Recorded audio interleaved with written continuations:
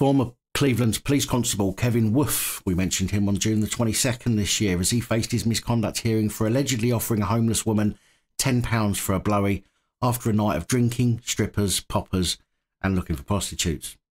Well, his misconduct hearing has now come to a conclusion. Along with allegedly offering the woman £10, he was also said to have pushed her to the ground and dragged her into an alleyway. Woof was out celebrating a no further action due to insufficient evidence for allegedly raping a woman after a Christmas party, and was at the time still suspended from the force. After drinking with a friend in the city before and after the Newcastle United home game against Tottenham Hotspurs, they visited 2 strip clubs. Woof then allegedly spent 30 minutes searching for prostitutes and escorts. Woof then offered to give the homeless and alcohol-dependent woman £10 for oral sex.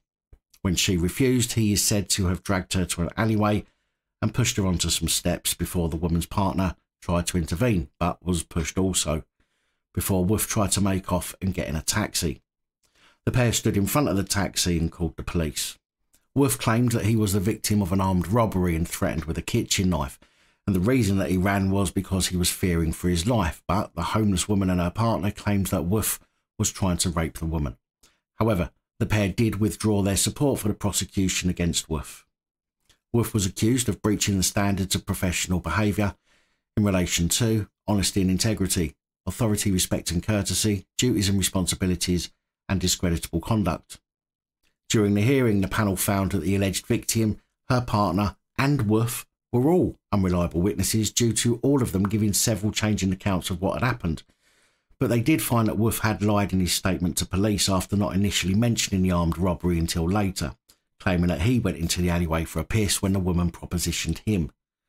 The tribunal heard how he had downed at least 10 pints throughout the day and buying a bottle of liquid gold, also known as poppers, before grabbing the woman.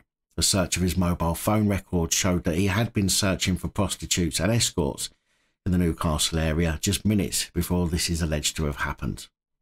The panel found that there was no evidence that the attempted knife-point robbery had taken place, and body cam footage captured by police attending the incident picked up the woman saying, "He has asked me for a blowjob and then he pushed me to the ground."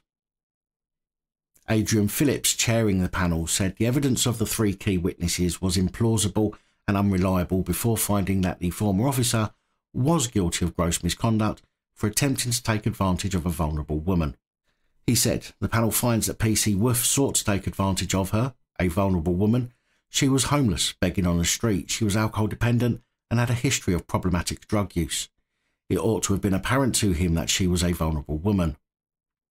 Now, of course, Woof had already resigned from the force before his hearing, but it was found that had he still been serving, he would have been dismissed. But thankfully, this one's been placed on the College of Policing's barred list.